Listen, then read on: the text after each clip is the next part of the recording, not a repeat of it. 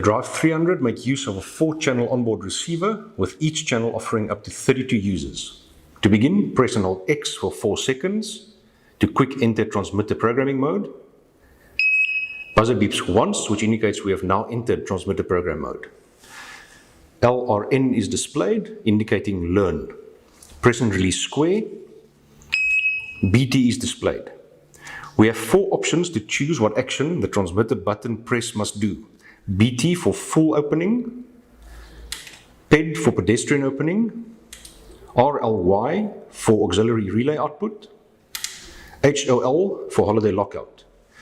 We will scroll back to BT to learn the transmitter for the full opening function.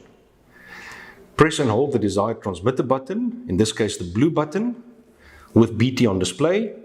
Now, while the button is pressed down, press and release square. The display shows the user number for this function and the buzzer beeps. The same process is applicable when learning in transmitters into the other 3 channels we mentioned previously. To exit, press and release X. We're back to the Learn menu. Press and release X again. RDY is displayed, indicating we are in standby mode.